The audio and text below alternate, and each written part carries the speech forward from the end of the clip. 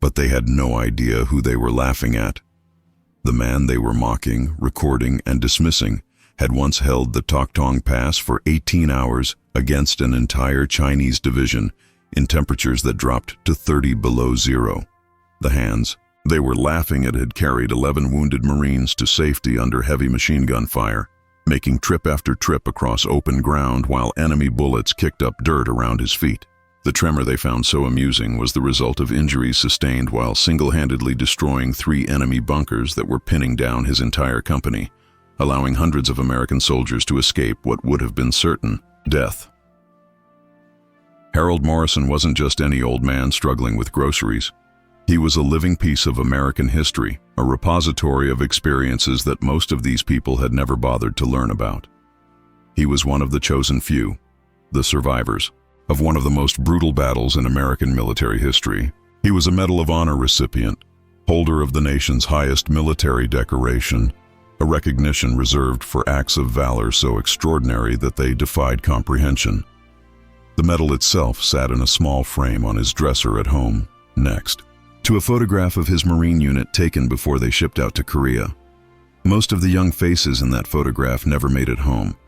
Harold survived, carried their memories for 70 years, and lived quietly with the knowledge that his actions had saved lives that might have been lost. He had never sought recognition for what he had done, had never traded on his military service for special treatment or attention. But standing in that checkout line, being laughed at by people who had never sacrificed anything for anyone, Harold felt the weight of every year, every battle, every brother in arms who didn't make it home. He felt the accumulated effect of decades of being overlooked, dismissed, and treated as if his life had no value because his body showed the wear of age and service. If you believe that dignity doesn't expire with age, that respect is earned through a lifetime of service, then hit that like button and subscribe. Because some battles are fought on foreign soil against enemies who want to destroy our freedom, and others are fought right here in grocery store aisles where heroes are treated like burdens by people who have never learned the price of the liberty they take for granted every single day. His hands shook as he reached for the milk carton, just a tremor. Nothing more than age claiming its due from an 83-year-old man trying to complete his weekly grocery run at the Walmart on Tyler Street in Riverside, California. It was Tuesday morning, just after 9, when the store was usually quiet, except for other seniors taking advantage of the early bird shopping hours. But the teenage cashier at checkout lane 7 saw an opportunity for entertainment. She nudged her coworker and pointed toward the elderly man fumbling with the heavy gallon of 2% milk. They both started giggling, their laughter echoing through the nearly empty store. Soon, half the checkout area was watching Harold Morrison struggle with something as simple as lifting a gallon of milk into his cart. The tremor was barely noticeable most days. Harold had learned to compensate for it over the decades, holding items with both hands, taking his time, planning his movements carefully. But today was one of those days when the shaking was more pronounced, when the old injuries reminded him that time hadn't healed everything. The gallon slipped from his grip once, twice, before he managed to secure it against his chest and lower it into the shopping cart with the careful precision of someone who had learned that dropping things in public only invited more attention. "Look at Grandpa over there," the cashier whispered loudly enough for everyone within 20 feet to hear, her voice carrying that particular cruelty that comes from youth thinking it will never age. "Can barely hold on to anything. My manager should probably call someone to pick him up. Someone should probably drive him to the nursing home instead of letting him drive himself." She emphasized the word nursing home like it was a punchline to a joke everyone was supposed to understand. More laughter rippled through the small crowd that had gathered to watch the spectacle. A few people pulled out their phones because, in today's world, someone else's struggle was always potential content for social media. Harold's weathered face flushed red, the color rising from his neck to his cheeks as he recognized the familiar sting of public humiliation. His wife, Margaret, would have said something. She would have turned around and given these people a piece of her mind that would have left them speechless and ashamed. But Margaret had been gone for 3 years now, and Harold had learned that fighting every battle wasn't worth the energy it cost. He kept his eyes down, focusing on the simple task of getting his weekly groceries and getting out of this place before the situation escalated further. The cart held the same items he bought every Tuesday. A gallon of milk that would last him most of the week. Bread that he would make into sandwiches for lunch and toast for breakfast. Frozen dinners for one, because cooking for himself still felt like giving up on the hope that Margaret might walk through the door and ask what he wanted for dinner. Bananas that he would eat with his morning coffee while reading the newspaper that was delivered to his small apartment near the university. Cat food for Sargent, the orange tabby that had wandered into his life 2 years ago and decided to stay. The shaking wasn't just age, though age had certainly made it worse. It was shrapnel. 3 pieces of North Korean artillery that had been lodged near his spine for 71 years, gradually working their way toward nerve clusters that controlled fine motor functions. The doctors at the VA hospital had explained it to him decades ago. The metal fragments were too close to critical nerves to remove safely, so they would remain there for the rest of his life, slowly migrating through his body like deadly tourists. Some days the tremor was barely noticeable. Other days, like today, it reminded him that carrying 11 wounded Marines to safety under heavy machine gun fire had come with a price that he was still paying. But nobody in that Walmart in Riverside, California knew that. To them, Harold Morrison was just another old man whose time had passed, someone who couldn't control his hands, someone to point at and laugh about, someone whose dignity was apparently fair game because he'd lived long enough to show the physical scars of a lifetime spent in service to others. They saw weakness where they should have seen strength, frailty, where they should have recognized the lasting effects of courage applied under impossible circumstances. The young people especially seemed to view his limitations as some kind of moral failing, as if aging was a choice he had made rather than a privilege earned through surviving experiences that would have broken most of them before they even began. They lived in a world where physical perfection was expected, where any deviation from youthful capability was seen as embarrassing rather than as evidence of a life fully lived. Harold had stopped trying to explain himself years ago. There was no point in telling strangers about Korea, about Frozen Chosen, about the 18 hours he had held a crucial section of the defensive line, while Chinese forces threw everything they had at his position. People either understood the concept of sacrifice or they didn't, and most of the people laughing at him today clearly didn't.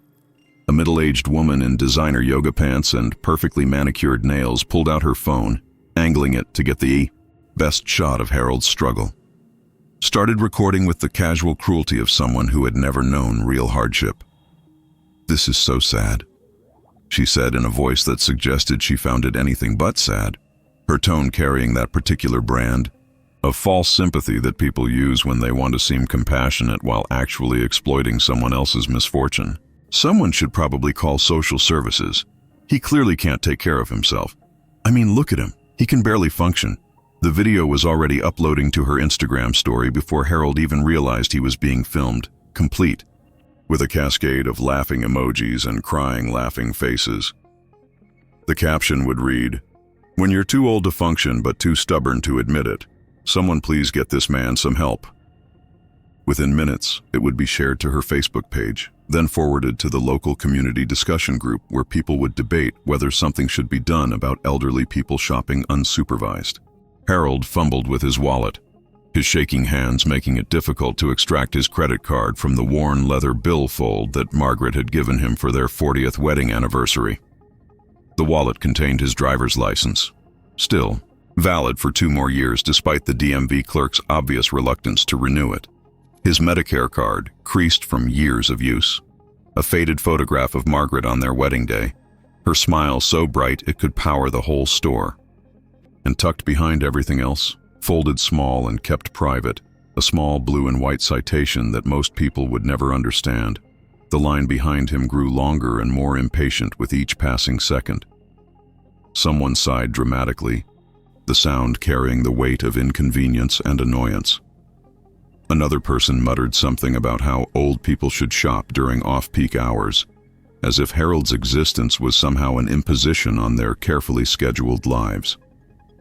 A man in a business suit checked his watch repeatedly and made comments about being late for important meetings, as if Harold's struggle was personally designed to disrupt his day. The teenage cashier tapped her fingers impatiently on the counter. Each tap a small percussion of disrespect that made it clear Harold's disability was inconveniencing her routine. She rolled her eyes at her coworker and made an exaggerated show of waiting, as if Harold was deliberately moving slowly just to annoy her. The name tag on her uniform read Brittany, and she couldn't have been more than 17 or 18, young enough to think that aging happened to other people, young enough to believe that she would never find herself struggling with tasks that once seemed effortless. But they had no idea who they were laughing at. The man they were mocking, recording, and dismissing had once held a bridge for 18 hours against an entire Chinese division. The hands they were laughing at had carried 11 wounded soldiers to safety under heavy machine gun fire. The tremor they found so amusing was the result of injuries sustained while single-handedly destroying 3 enemy bunkers that were pinning down his entire company. Harold Morrison wasn't just any old man struggling with groceries. He was a living piece of American history that most of these people had never bothered to learn. If you believe that dignity doesn't expire with age, that respect is earned through a lifetime of service, then hit that like button and subscribe. Because some battles are fought on foreign soil, and others are fought right here in grocery store aisles where heroes are treated like burdens. The laughter continued as Harold finally managed to swipe his card. His hands shook as he entered his PIN, missing numbers twice before getting it right. The cashier rolled her eyes and said something about how they really needed express lanes for people who could actually handle the technology. More giggles from the crowd. More phones came out to record the spectacle of an elderly man struggling with tasks that everyone else took for granted. Harold didn't say anything. He'd learned decades ago that some battles weren't worth fighting, especially when you were outnumbered and outgunned by people who had never learned the meaning of respect. He'd fought real enemies who were trying to kill him and his brothers in arms. A bunch of thoughtless civilians laughing at his disability barely registered on his scale of problems worth addressing. But what happened next would change everything for every person in that store. A young man in military fatigues had been watching the entire scene unfold from 3 aisles over. Staff Sergeant Miguel Rodriguez, home on leave from his 3rd deployment in Afghanistan, had initially been focused on finding the specific brand of coffee his mother had requested. But the laughter and pointing had drawn his attention, and what he saw made his blood boil. Not because an old man was struggling with everyday tasks, but because of how the crowd was treating him. Miguel had been raised to respect his elders, especially the elderly men and women who had paved the way for his generation's freedom. The sight of people mocking someone's physical limitations, especially someone old enough to be their grandfather, violated everything he'd been taught about honor and dignity. He started walking toward the checkout area, not sure what he planned to do, but knowing he couldn't just stand by and watch. As he got closer, Miguel noticed something that made him stop dead in his tracks. Harold's jacket was unzipped just enough to reveal a small pin on his shirt. It wasn't much, just a tiny piece of metal that most people would overlook. But Miguel had been trained to recognize military insignia, and what he saw made his heart skip a beat. It was a small blue star-shaped medal with white stars. Even from a distance, Miguel could tell it was something significant. He moved closer, trying to get a better look without being obvious about it. The crowd was still laughing, still recording, still treating Harold like he was some kind of entertainment. But Miguel was focused on that pin, trying to confirm what he thought he was seeing. When Harold turned slightly to bag his groceries, Miguel got a clear view of the decoration on his shirt. It was a Medal of Honor lapel pin. Miguel's training kicked in immediately. He straightened to attention without thinking about it, his military bearing asserting itself even in civilian clothes.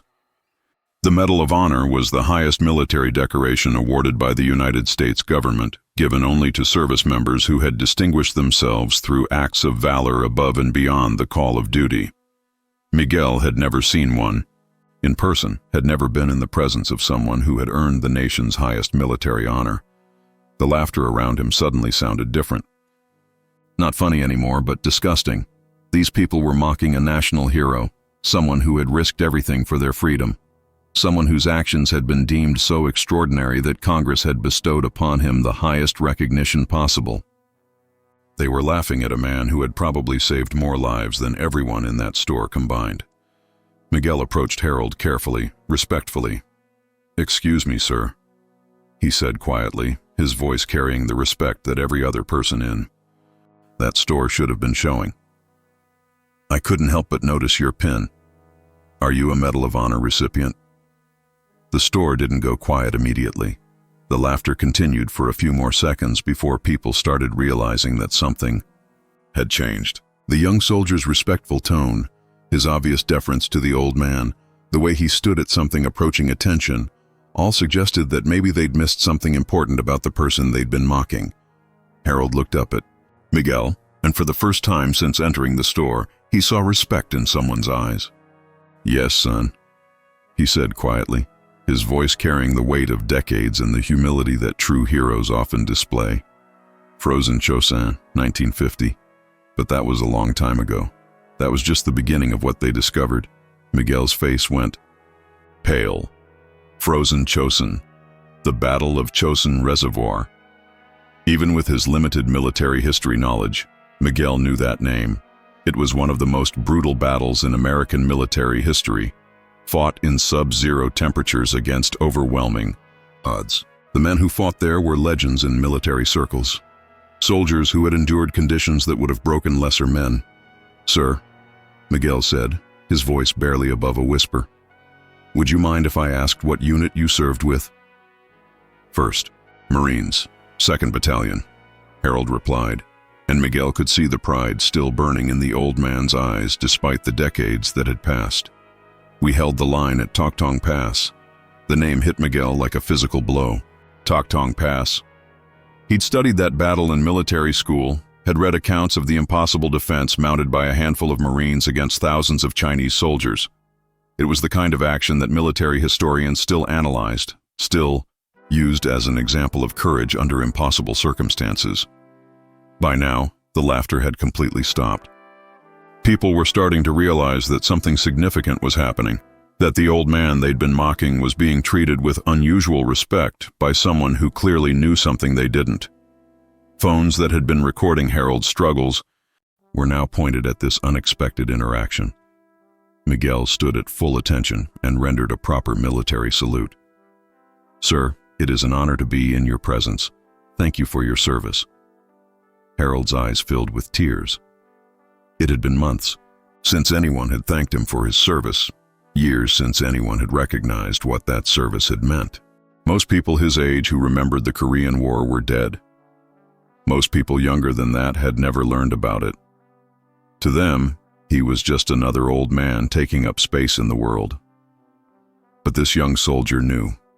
This young warrior understood what Harold had done, what he had sacrificed, what that small pin on his shirt represented. And in that moment of recognition, Harold felt something he hadn't felt in a very long time. He felt valued. The crowd was getting restless, confused. They didn't understand why this soldier was making such a big deal out of an old man with shaky hands. They didn't know what Frozen Chosin meant, didn't recognize the significance of a Medal of Honor, didn't understand that they were in the presence of someone who had quite literally helped preserve the freedom they took for granted every day.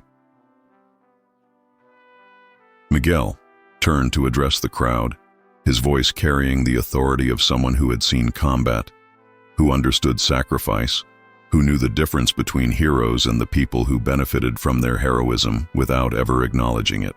"This man," Miguel said, his voice clear and strong enough for everyone in the checkout area to hear, "is a Medal of Honor recipient. That means he performed acts of valor that were so extraordinary, so far above and beyond the call of duty, that Congress decided he deserved the highest military decoration our nation can bestow. The shaking hands you were laughing at are the result of injuries he sustained while saving the lives of his fellow Marines in one of the most brutal battles in American history." The silence that followed was deafening. People who had been laughing moments before now stood with their mouths open, suddenly understanding that they had been mocking a genuine American hero. The teenager who had started the laughter looked like she wanted to disappear into the floor. The woman who had been recording pulled her phone down, suddenly ashamed of what she had captured, but Miguel wasn't done. This was about more than just one old man being treated poorly. This was about a generation of heroes who were disappearing while being ignored, dismissed, and disrespected by people who had never sacrificed anything for anyone. The Battle of Chosin Reservoir, Miguel continued, his voice carrying the weight of military history, was fought in November and December of 1950, during some of the worst winter conditions American forces had ever encountered. Temperatures dropped to 30 below zero. Our forces were surrounded and outnumbered by more than 10 to 1. The Chinese had launched a massive offensive designed to push American and UN forces completely off the Korean peninsula.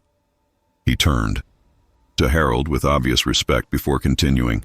The Marines at Toktung Pass, including this man right here, held a critical position that controlled the only escape route for thousands of American soldiers who would have been completely cut off without their sacrifice. They fought for days against overwhelming odds, in conditions that would kill you just from exposure, let alone enemy fire. The crowd was completely silent now, hanging on every word. Several people looked genuinely ashamed of their earlier behavior. Others seemed to be learning about the Korean War for the first time, suddenly realizing that the history they'd never bothered to study was standing right in front of them. The Medal of Honor, Miguel explained, is not given lightly. It requires documented acts of conspicuous gallantry and intrepidity at the risk of life above and beyond the call of duty. Only 3,651 medals of honor have been awarded in the entire history of our nation. Most of them were awarded posthumously, because the kind of courage required to earn one usually costs the recipient their life. He gestured toward Harold with obvious reverence. This man survived actions that should have killed him, saved lives that would have been lost without his intervention, and then came home to live a quiet life where most people never knew what he had done for them. The weight of understanding was settling over the crowd like a blanket. These weren't just abstract military concepts Miguel was discussing. This was the personal history of the man they had been treating like a burden, like someone whose existence was somehow inconvenient to their day. Harold stood quietly through Miguel's explanation, uncomfortable with the attention but grateful for the respect. He had never been comfortable with praise, had always believed that he had simply done what needed to be done under the circumstances. The fact that his actions had been deemed worthy of the nation's highest honor was humbling rather than a source of pride. What the community did next would restore faith in humanity. The teenage cashier was the first to approach Harold. Her face was red with shame, tears starting to form in her eyes as she realized the magnitude of what she had done. "Sir," she said, her voice barely above a whisper, "I am so sorry. I had no idea. I was completely wrong to laugh at you. You deserve so much better than how I treated you." Harold looked at her with the kind of gentle understanding that comes with age and experience. "It's all right, young lady," he said softly. "You didn't know. Most people don't." But the cashier wasn't satisfied with a simple apology. She turned to her manager, who had been watching the entire exchange with growing awareness of how badly his store had failed one of its customers. "Can we do something special for him?" she asked. "Can we make this right somehow?" The manager, a veteran himself though from a much later era, immediately understood what needed to happen. "Absolutely," he said. "Sir, your groceries are on us today. And from now on, you shop here whenever you want, and you never pay for anything. That's the least we can do." Other customers began approaching Harold, offering apologies, thanks, and respect that should have been shown from the beginning. The woman who had been recording deleted her video and asked Harold if he would allow her to take a proper photo with him, one that honored his service rather than mocked his limitations. A retired teacher in the crowd asked Harold if he would be willing to speak to her grandson's class about his experiences. A local business owner offered to sponsor a community event honoring Harold and other veterans in the area. What had started as public humiliation was transforming into community recognition and respect. But the real change went deeper than individual apologies and gestures. People were beginning to understand that they had been living alongside heroes without ever recognizing them. That the elderly men and women they dismissed as burdens or inconveniences might have stories that would humble and inspire them if they just took the time to listen. Miguel helped Harold with his groceries, carrying them to his car while other customers and store employees followed at a respectful distance. As they walked, Harold began sharing some of his memories from Korea. Stories that Miguel had only read about in military histories, but was now hearing from someone who had lived them. The cold was the worst part, Harold explained as they loaded his car. Not the Chinese, not the artillery, not even the fact that we were outnumbered. It was the cold. 30 below zero, and we didn't have proper winter gear. Men were losing fingers and toes to frostbite. Weapons would freeze and malfunction. But we held that pass because we knew that thousands of Marines and soldiers were counting on us to keep that road open. Miguel listened with the reverence of a student learning from a master, understanding that he was receiving a first-hand account of one of the most significant battles in Marine Corps history. I wasn't a hero, Harold continued, his humility evident in every word. I was just a 19-year-old kid from Iowa who found himself in an impossible situation with a bunch of other kids who were just as scared as I was. We did what we had to do because there wasn't any other choice. But Miguel knew better. He had read the citation for Harold's Medal of Honor, had studied the official account of the actions that had earned him the nation's highest decoration. Harold Morrison hadn't just done what he had to do. He had single-handedly eliminated 3 enemy machine gun positions that were preventing wounded Marines from being evacuated, had carried 11 injured men to safety under heavy fire, and had held a crucial section of the defensive line for 18 hours against repeated attacks. The story of what happened at that Walmart began spreading throughout the Riverside community within hours. Social media posts about the incident went viral. But instead of mocking an elderly man's limitations, they were celebrating a hero who had been hidden in plain sight. Local news stations picked up the story, and by the end of the week, Harold Morrison was receiving recognition that was decades overdue. The impact rippled outward from that initial encounter in ways that nobody could have predicted. Other veterans in the community, inspired by the recognition Harold received, began sharing their own stories. World War II veterans, Vietnam veterans, Gulf War veterans, and veterans from more recent conflicts started connecting with each other and with civilians who had never understood the depth of sacrifice that military service required. Schools began inviting veterans to speak about their experiences. Community organizations started programs to connect elderly veterans with resources and recognition. Local businesses began offering veteran discounts and services.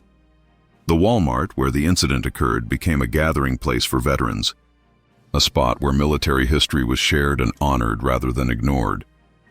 But perhaps most importantly, people began looking at the elderly members of their community with different eyes. The old man struggling with his groceries might be a retired teacher who shaped hundreds of young minds. The elderly woman moving slowly through the store might be a former nurse who saved countless lives. The senior citizen having trouble with modern technology might be someone who helped build the world that younger generations took for granted. Harold Morrison's story became a catalyst for a broader conversation about how society treats its elders, how quickly people make judgments based on physical limitations, and how much history and wisdom are lost when we dismiss people based on their age or disabilities. The young soldier who had recognized Harold's Medal of Honor pin completed his leave and returned to his deployment, but he carried with him a deeper understanding of the legacy he was part of. The teenagers who had initially laughed at Harold became advocates for veteran recognition in their schools. The manager of the Walmart implemented new policies for treating elderly customers with dignity and respect. 6 months later, the city of Riverside held its first annual Veterans Recognition Day, an event that grew out of the grocery store encounter and Harold Morrison's example. Veterans from multiple generations gathered to share their stories, connect with their community, and receive the respect that should have been theirs all along. Harold Morrison, now 84 years old, still shops at that same Walmart. His hands still shake from the shrapnel that has been working its way through his body for over 70 years. But he no longer shops in silence and anonymity. He is greeted by name, thanked for his service, and treated with the respect that every person deserves but that veterans have earned through their sacrifice. The tremor in his hands serves as a daily reminder of the price of freedom, a physical manifestation of the cost that previous generations paid so that current generations could live without fear. Those shaking hands once held weapons that defended democracy, carried wounded comrades to safety, and saluted a flag that represented ideals worth dying for. Today, when Harold Morrison reaches for a gallon of milk, store employees offer to help, not out of pity for his limitations, but out of respect for his service. When his hands shake as he signs his credit card receipt, people see not weakness but the lasting effects of strength applied in the service of others. When he moves slowly through the aisles, other shoppers see not an inconvenience but a living piece of American history who deserves patience and honor. The lesson of Harold Morrison's story extends far beyond one grocery store encounter. It's about recognizing that every elderly person has a story, every disabled veteran carries invisible scars, and every generation owes a debt of gratitude to those who came before. It's about understanding that dignity doesn't diminish with age, that respect should increase with service, and that heroes walk among us even when we're too busy or too thoughtless to notice. In a world that often values youth over experience, speed over patience, and convenience over compassion, Harold Morrison's story reminds us that true strength sometimes manifests as trembling hands that once held the line against overwhelming odds. His shaking isn't a sign of weakness, but a testament to a strength that sustained freedom when it hung in the balance. The next time you see an elderly person struggling with tasks that seem simple to you, remember Harold Morrison. Remember that physical limitations don't define a person's worth.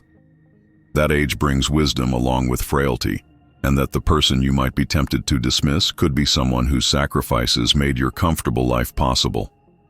If this story moved you, if it changed how you think about the elderly veterans in your community, share it with others and comment below about how you plan to show more respect to the heroes who walk among us.